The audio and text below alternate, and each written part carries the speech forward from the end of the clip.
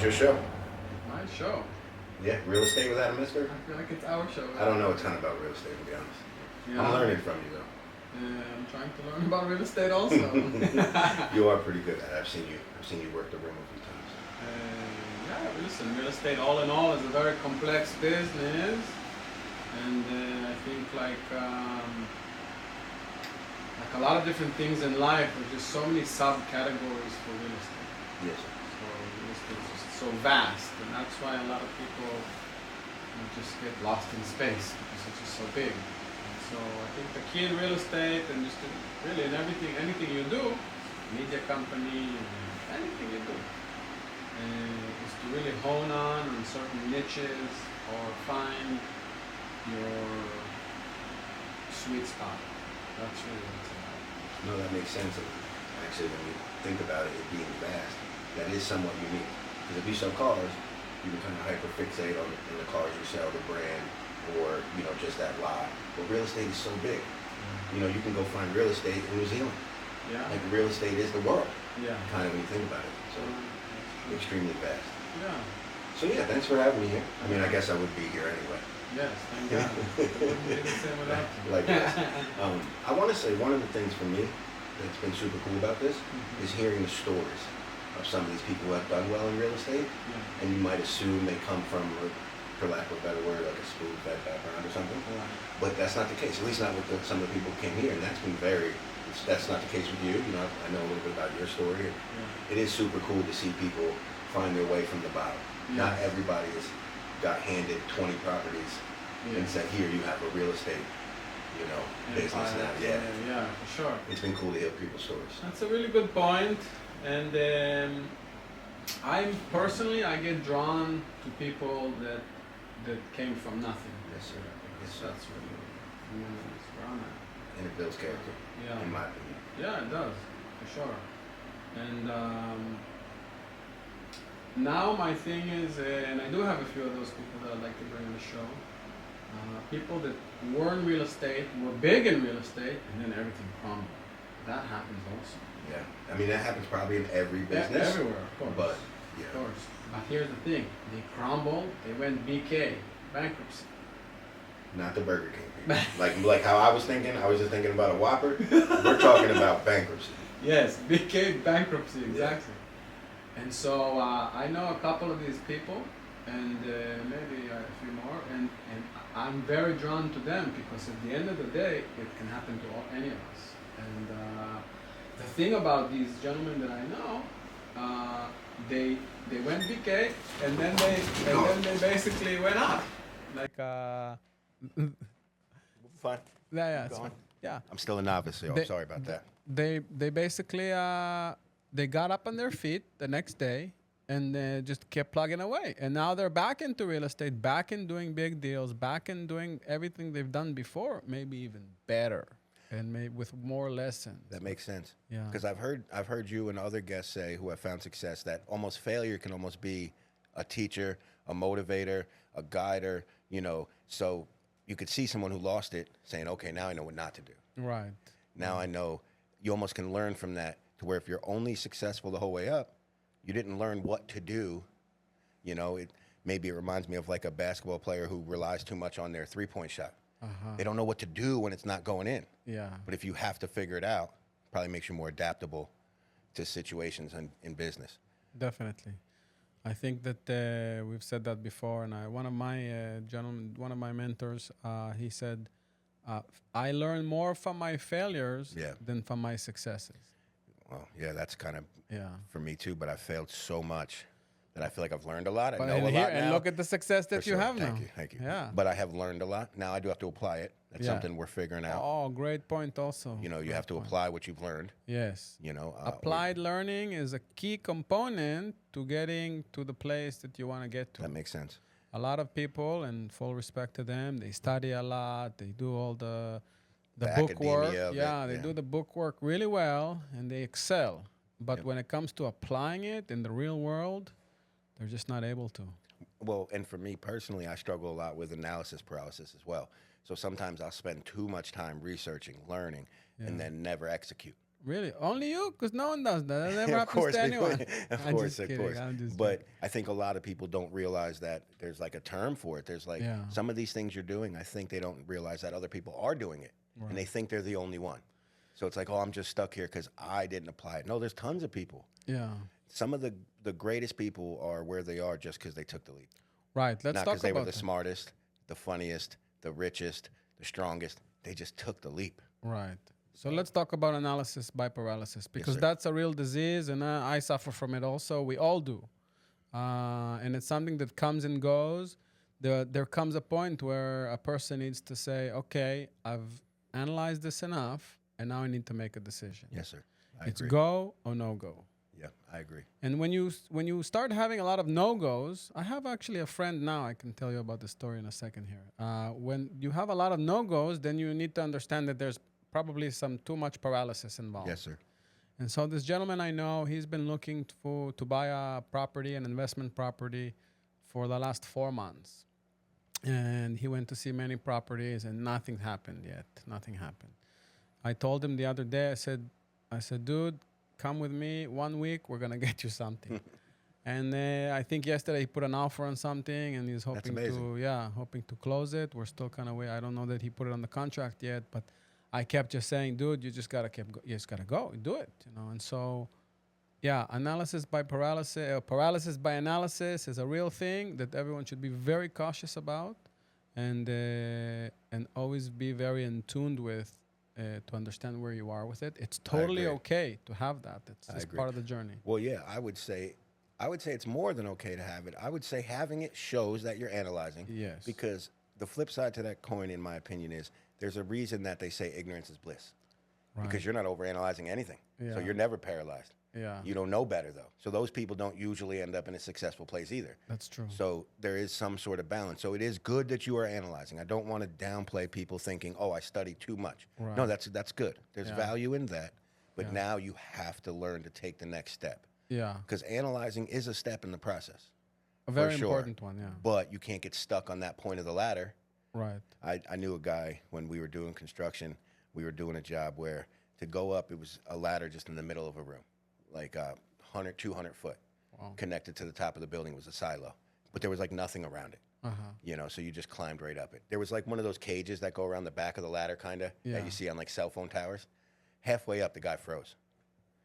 So he was stuck there. Yeah. Like his arms were locked. Like he didn't know what to do. Right. So to put analysis paralysis in a real world perspective, Yeah. he's climbing up the ladder, and next thing you know, he's thinking about it too much. Yeah. He's thinking about, oh my God, what if I fall? Or oh my God, this is so high. Yeah. He analyzed it so much that his physical body locked up. Yeah. And they had to go up there and get him. Wow. And not just a construction worker, strong guy, like he didn't think that was going to happen. Got up there and got stuck. Yeah. So that's literally what analysis paralysis is. Yeah. Your mind will get to a place, Right. and it'll get so scared of all the information and everything that you know Yes. now that you've almost overlearned. Yeah. You just said that. Scared. Fear. Yes, sir. Well, fear can do two things to you. That comes from the Bible, by the way. I learned that in Bible studies. Fear will either paralyze you or get you to take action. Those two things. And That makes a lot of sense. it's that teetering between the inaction and action. And I think that when we talk about the paralysis by analysis, it's usually there's fear involved. There's some It sort definitely of, was for me. Yeah.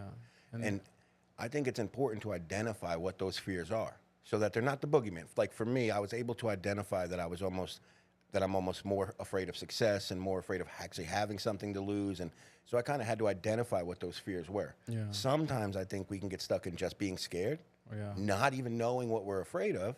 And then we realize the boogeyman isn't that scary. He's 2 foot tall and I can just kick him out of my closet. Yeah. We don't know that because his shadow was 10 foot tall and he was so scary until we went in there and seen what we were actually afraid of. Yeah. So for me, I had to identify what I was scared of and realizing like, oh, I've been stuck here, even just pressing record and putting out shows. Right. It was like scary. And I had to realize like, oh, I'm afraid of potentially failing or whatever it is my personal fears are. I had to identify them. Yeah. I think it's important to know what you're scared of. Yeah. You Very know, true. like if you're afraid of flying, figure out why. Yeah. Is it because you don't understand the physics of a plane? Is it because who knows what the reasons are? But figure out why, and then guess what? You might not be as scared. Yeah. Because you understand why a plane flies now. Right. Do you know what the most dangerous thing about flying? Besides the pilots losing their minds these days? Driving to the airport. No, that's a fact. It is a fact. So I have lots of anxiety. I'm scared to fly. So I flew kind of for the first time basically in my adult life a few years ago, and I spent the whole night watching plane crash videos. The whole night I just sat up, and when my brother took me to the airport, I kind of made a joke, kind of not. I'm like, hey man, if something happens to me, you're gonna take care of Melody, right? He's like if your plane goes down, man, he said, yeah, I'll take care of her, you'll be fine. But he's flown a million times, you know? Yeah. At any given time, there's 1,000 planes in the air. Yeah. You realize logically you're fine. But sometimes we just get scared. Yeah. And we don't know what we're afraid of. We're just scared. Yeah. And we're stuck. Right. And now we don't fly. We don't go see the world. Yeah.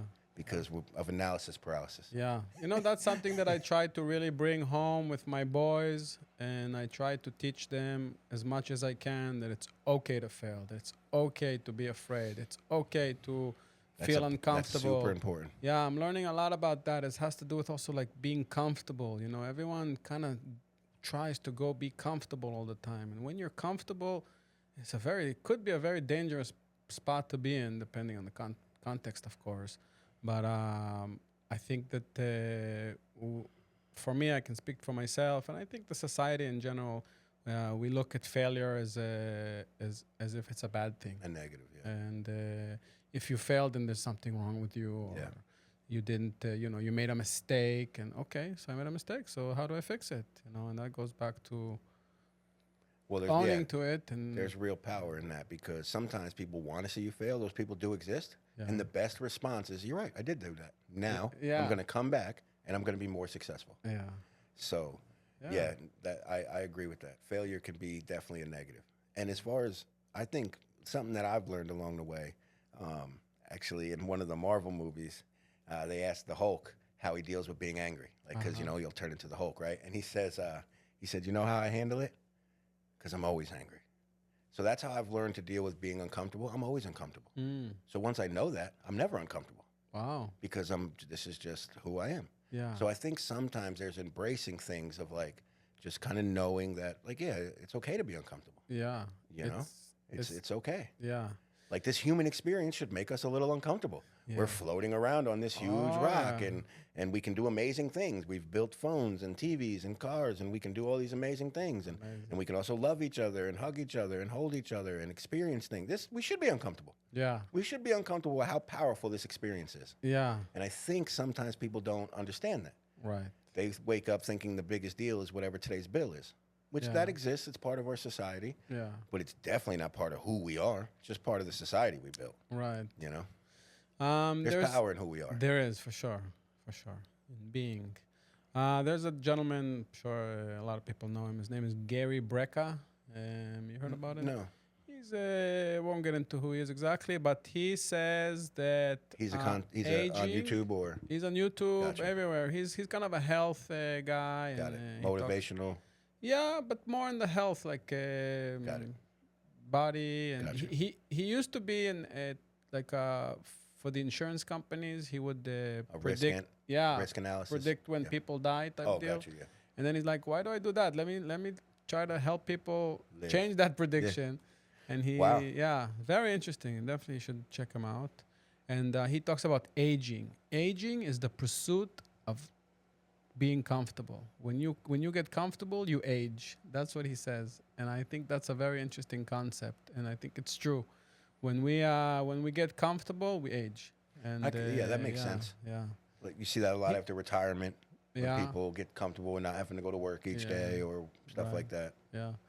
Yeah, it's good to listen to him, and he puts it out. He articulates it much better. But I was very much drawn. And I still am drawn to what he said. So I think getting uncomfortable is very important in everyone's life. I agree. I agree. And doing uncomfortable things, making uncomfortable decisions, and also saying uncomfortable things, which we know that. I agree.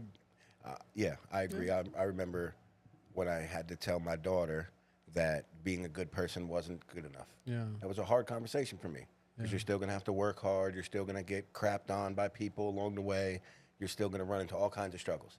And you still have to be a good person. And when you're a kid, you think that that's good enough. Yeah. You know, if I do my schoolwork and I'm a good person, I'll be fine. No, you can go to your job, work as hard as you can, be a good person, and it still isn't good enough. Yeah. Now, good enough being relative, but we know, like, most people want success. They want to be able to help people. They want to be able to take care of their family, stuff like that. Right. So for me, it was very uncomfortable to tell her that, because she was such a good person, almost to a naive extent, that I had to say, hey, just so you know, that's not good enough. Yeah. You're not going to be able to just have a good life because you're a good person. Yeah. And that was uncomfortable for me, an uncomfortable conversation I had to have, Yeah. because it would have been much easier to just blow smoke. Like, yeah, just keep being a good person no matter what happens. Yeah. And then one day her life is falling apart and she's cussing me out, you know, in her mind, because I was such a good person. My dad told me everything would be fine as long as I was a good person. No, so it was more uncomfortable to say, Yeah. hey, I know that you're, you know, got a good heart, but Yeah. it's not enough. What do you say to her when she says it's not fair or not fair?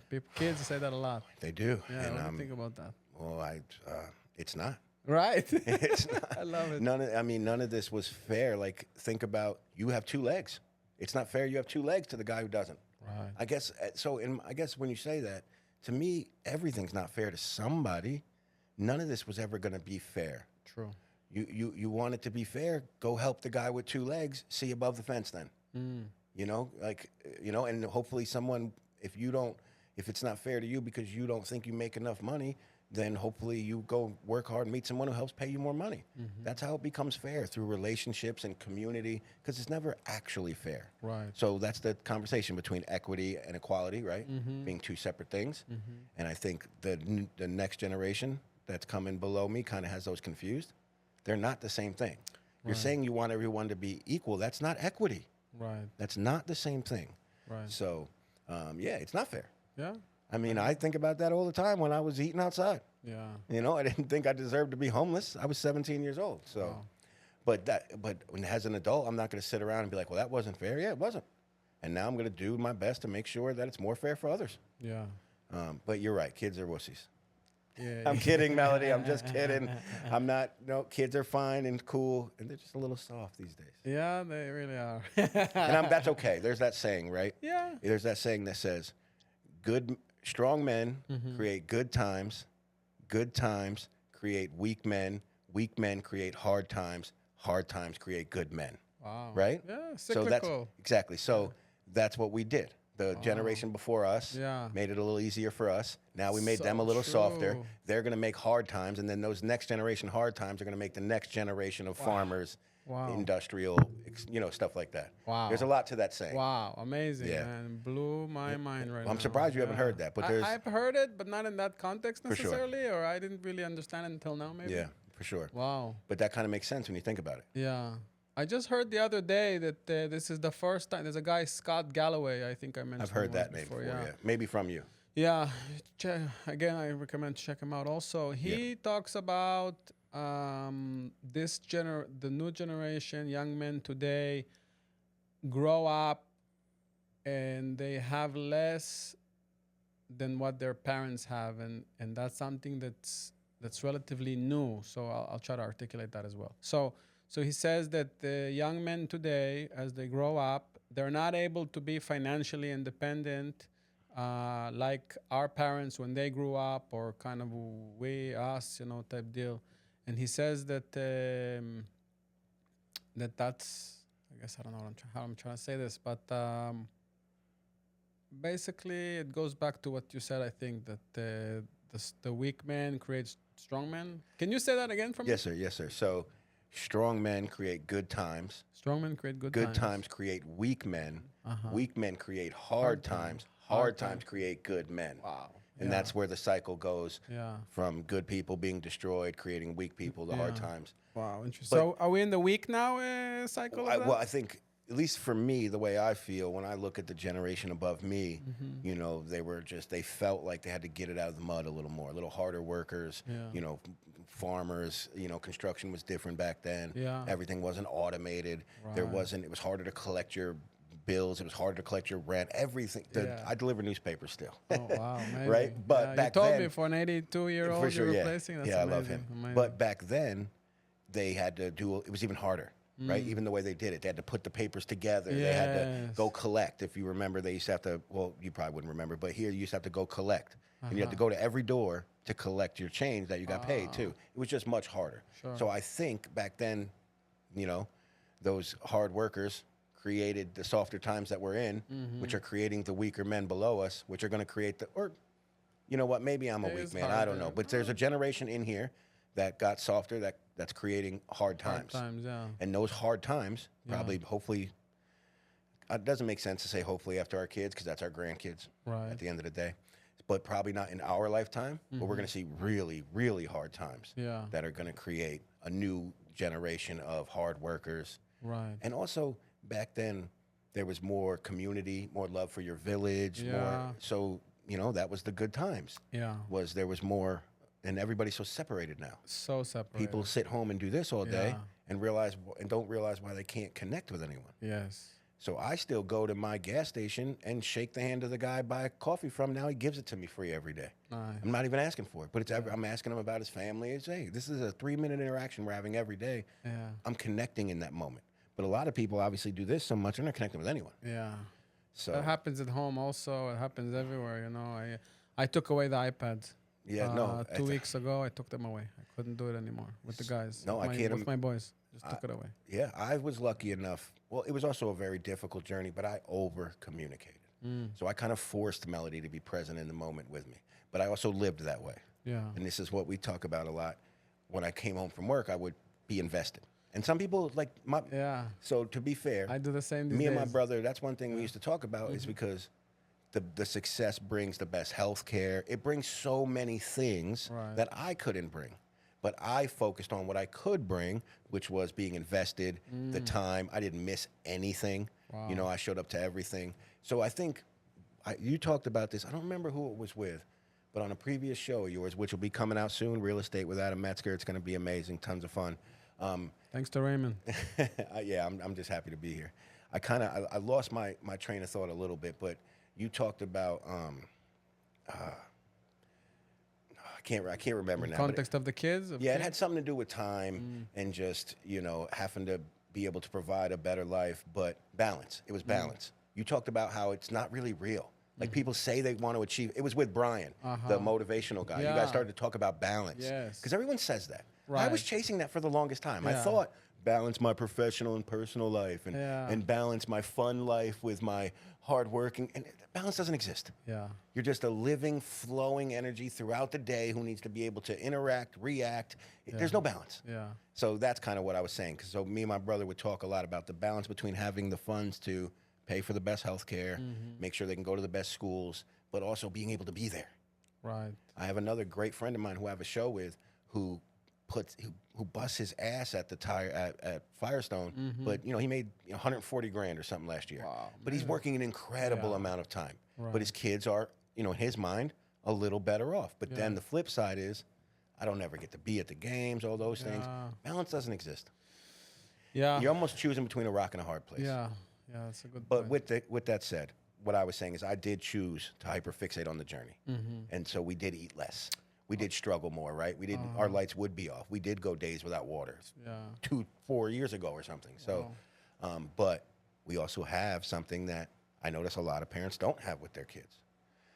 Special connection. Yes, but also struggled more. So I don't know what's better. Melody will joke with me sometimes. Yeah. Because I used to be a rapper. I'm still in, but I had like times where I was like around DMX. There was a lot of stuff going on, And Melody used to tell me like, I wish you would have just chased that. And I was like, Melody, I'm not going to go away for a year and be on tour and not be with you. She's like, we'd be rich. I don't care.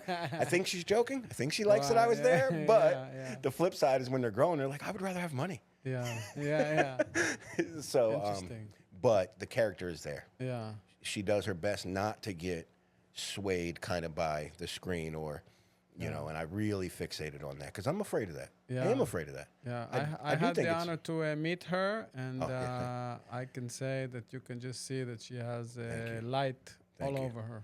but also struggles with feeling a little different, right? Because I did take her from the screens all the time and stuff. So there is some balance. But those screens are definitely hurting our kids. Yes, for sure. And not even just the screens, because they'll say we were looking at TVs, our parents were watching TV. It's the 2-minute, everything is just...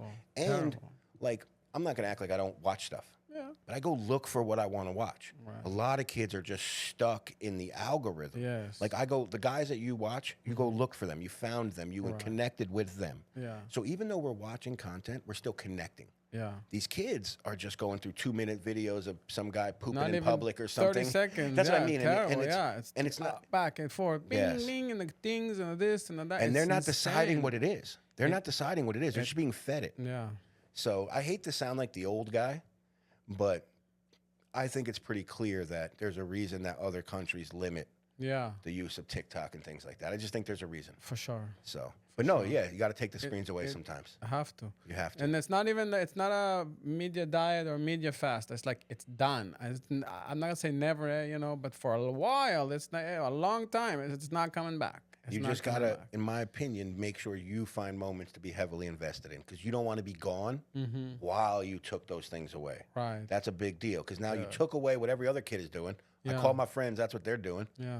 Now, if you're there, though, and we're talking as much as we can, so you do want to try to be invested. Yeah, no one's a saint, and I'm not a saint, that's for sure. I can tell you that in that regard, what I try to do these days, when I get home, I put my phone away, and I just I don't have it in my pocket. I just put it away, and then I'm with them, and that works for me the best. Well, and it really works if you have someone who doesn't put their phone away for you. Yeah. And they can kind of handle a lot of those things. Yeah. So luckily, I'm just speaking for me. I don't know who that person is, but that's why also the journey, now that Melody's grown, not that she still needs me, of course, but I did instill a lot of that in her, that I have some freedom. What worries me, if I didn't instill that in her, she might be 18 and more irresponsible or not able to handle herself, not showing up at work every day like a rock star. Now I have some freedom. Right. If I didn't invest in her, I might not have that freedom, because she might still be lost. Yeah. So I'm seeing some value. So even though you feel like you might not have time then, if you invest in your kids, you're going to have a little bit more time, because it's not over when they're 18, 19, when they're out of high school. Yeah.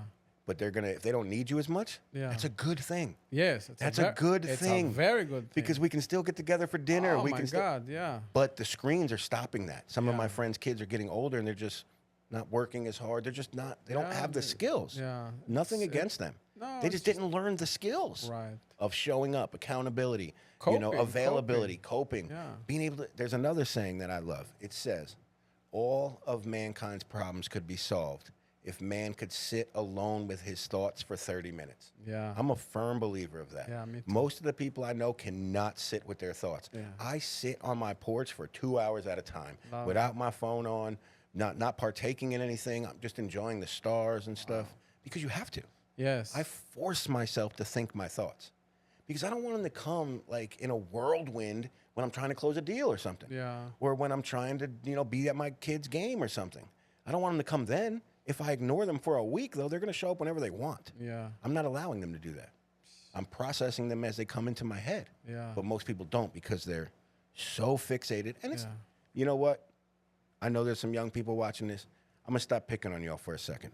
Don't stop. The flip side to that, though, is the business guys who are so stuck in that they're not thinking about their feelings either. Yes. And they're not processing their relationship or their parenting or, whatever it might be. Their passion. They might want to play ukulele. Yeah. And they might not have time to play it because they're so stuck in what they're doing as well. So with that said, there is a little bit of just rat race mentality. And even it shouldn't say rat race, because even really well-off people go through this, but just the grind mentality where you don't process your thoughts. Yeah. That's important. Yeah, for sure. I think it's also biblical. They say there's a time and place for everything. Yes, sir. That makes sense. In Hebrew, they say, "Lechol et v'chefetz, lechol zman va'et." Something like I made a little mistake there. But the point is that there's just everything has its time, its moment, and there are moments that you need to be present, and there are moments that you do need to be on the phone. Of course. And And again, maybe it's nice to say balance there, but again, there's no balance. There's no balance. I agree. We can Well, try to balance. yeah. You know, you can balance a checkbook maybe, but I that's can't. about it. I can't. Yeah. No, it's very interesting for sure. Well, yeah, that's one thing I struggle with, even on all the shows, whatever we're doing. I don't want to be the young people or dumb guy or whatever, you know. The young people are poisoned, or the young people are. But it really feels like there's a significant decline in quality of life, connection, community. It really feels like I mean, at least for me, I will say the pandemic, COVID, also really, really accelerated that. For Melody specifically, without exaggeration, her and her friends would go play football 4 or 5 times a week for years leading up to the pandemic. Wow. They never hung out again after that. Wow. And it wasn't, they're all good kids, great kids who went on to do great things in sports. Melody went on to be great. Never hung out again after that. Wow. I'm just using her as a small town example because we live in a very small town. But how much of that happened all across America? To me, it was the saddest thing, one of the saddest things I've ever seen. Yeah. Because they played, Melody wanted to be in the NFL at one point because she was so much stronger than the boys. She would knock them down. And I, to this day, I feel bad. I didn't allow her to try out for football. I think that's cool. Well, no, my thought was put your energy towards something you could actually do and make money off of. Yeah, okay. But my friends were like, but you can also be the first person to do something. Yeah. And it's like, I wasn't worried about, I should have probably been more worried about the injuries, but right. I never we won't let our boys do that. But I didn't think they would ever get to that high of a level. In my mind, at the time, it was, if you're going to put all your energy to something you can't make money off of eventually, why would you do that? But as a kid, you're like, because I want to do what I love at the time. Football injuries are a thing, I guess, probably not a conversation for now, but at the same time, like driving is the most dangerous thing that we do as human beings, and we're not going to stop our kids from doing that. Yeah. And honestly, football could make them millionaires. Yeah. Driving is going to get them to their job where they make $18 an hour and might not even be happy. So Scott Galloway talks about that as well. I'll just say that really quick. He says if his kids come to him and say, oh, I want to be an artist, I want to be a teacher, I want to be a football player. So you say, sure, you go ahead, but let's put some sort of a cap to it. If you're not going to be in the upper 10% of football players or artists or whatever it is within 2 years, then maybe it's time for you to try something else. And so I think it's important for us to be enablers to give the support and give the blessing. But it can come with some sort of a caveat that if we don't achieve a certain milestone within a certain time, then maybe we should look at doing something else. I guess for me, I definitely believe there should be goals, for lack of a better word. Because even if your ultimate goal is the NFL or to be be, you know, the best painter in the world, you still have to have rungs on that ladder. You can't just, like, I have too many friends who have such a heavy goal, but they have no steps along the way. So they don't have any measurement. So now they have 10 years of wanting to own a restaurant, but they have no steps along the way. So they've done nothing to, and for me, it's about having obtainable goals along the way. Yeah. Like go ahead. No. Well, one of the things I was going to say was I always wanted a Magnum RT, which is a pretty regular car, honestly. But I used to tell my friends, like, they would ask, we'd have our dream car conversations, right? And I'd be like, oh, I just want a Magnum RT. They'd be like, what? That's like a $10,000 car. It's like, but I was like, yeah, but you guys might not ever get those cars you want. I might get one. And I'll never forget, it took 2 or 3 years. I got one. Nice. And when I showed it to my friends, they all kind of lost their mind a little bit because they were like, I was like, that's what I was trying to tell you, though. Have obtainable goals. So if your goal is to be the best football player, but you don't plan to be the best receiver in your class that year or plan to have the most sacks that year, if you don't have any goals that year and you're just floating around in it, well, now you're just using that goal as a comfort to get you through your day. You don't actually plan to do the work. Honestly, I had to tell a friend of mine's daughter that, who was a good basketball player, like, if you're not out practicing every day, those other kids are out practicing every day, and they are going to kick your ass. So you might as well just move on to something else. And that's hard to say to children, but if I see you and you're not working harder than everybody else, what does that tell us? The data says they're going to kick our ass. You know, so. I think a lot of times we fixate on the prize and not on the journey. Absolutely. And we really need to enjoy and learn how to enjoy or be present in the journey. The goal is the journey, not the end of it. I agree. Then you get there, and then what? Then, you know. I agree. And you got to take pride in the work you're doing along the way. Yeah. Because I had a guy here who, was a fighter, and he still does all those things, and now he brings that to his day job, which is a police officer. But all that work that he did, even though he didn't make it to where he wanted to go as a fighter, all that work, he applies it. Nice. Staying in shape, being disciplined. We talked about, potential officer-involved violence. He's like, I feel more comfortable, so I'm able to react better. He used every tool he learned on his journey to apply it to the next place. Yeah. And I think for kids or people with lofty goals, if they're not taking what they learned and making sure they can apply it elsewhere, that's tough. You spend 6 years trying to get to be the best at football, and you don't apply any of what you learned because you think the only goal is that. What do you do when you don't make it? You feel like you have nothing to offer.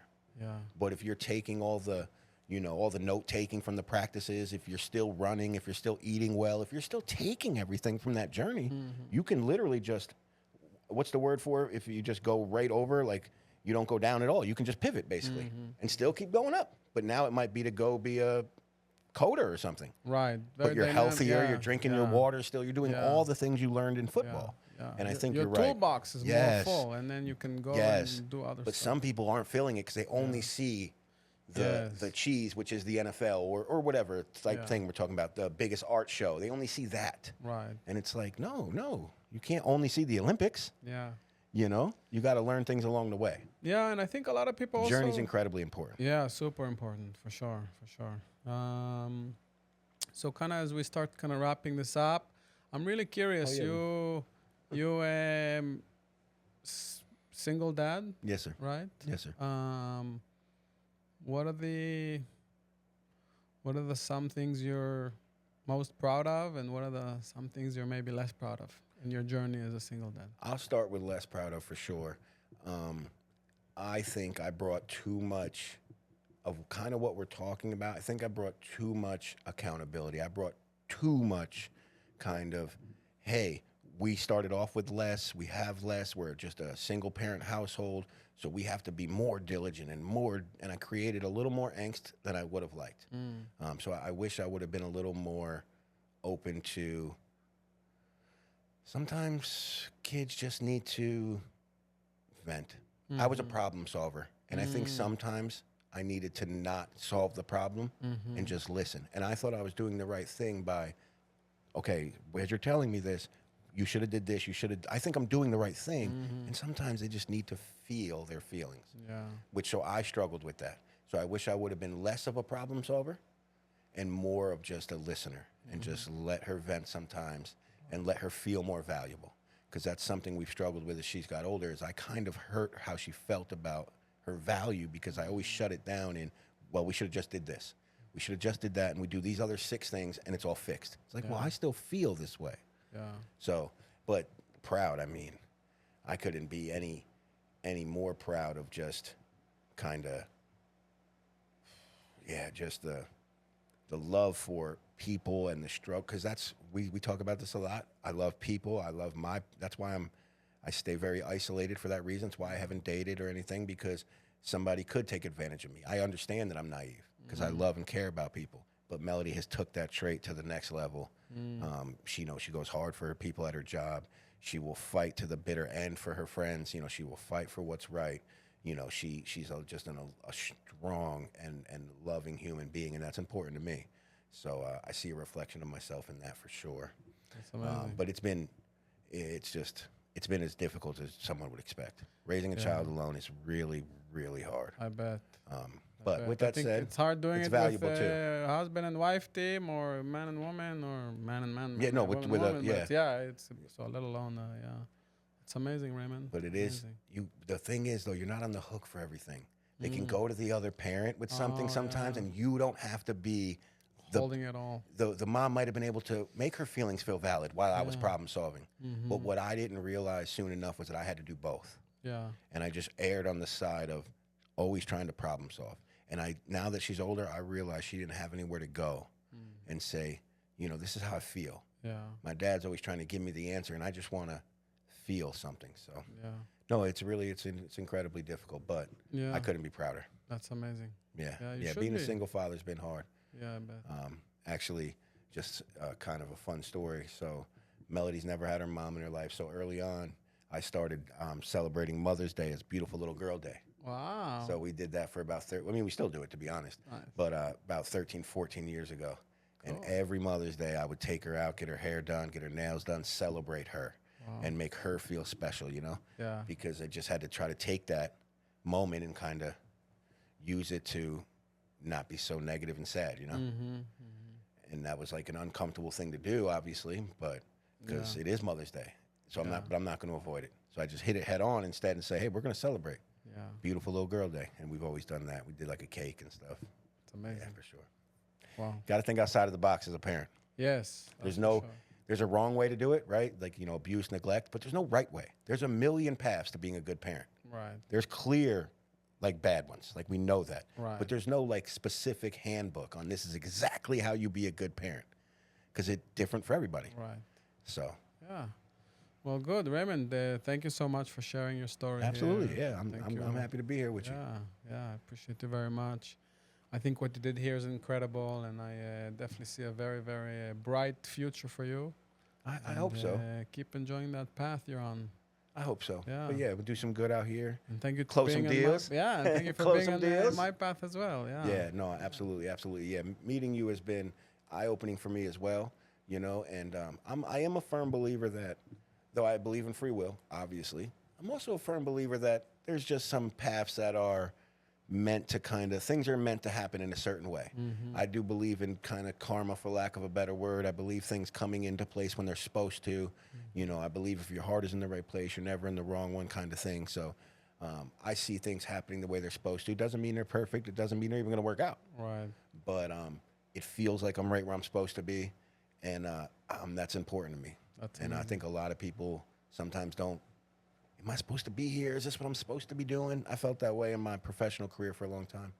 And as I sit here right now today, I do feel like this is exactly where I'm supposed to be. So I appreciate you for that. And here, right now. Right now, yeah. Thank you, man. Thanks, Thank yeah. you so much.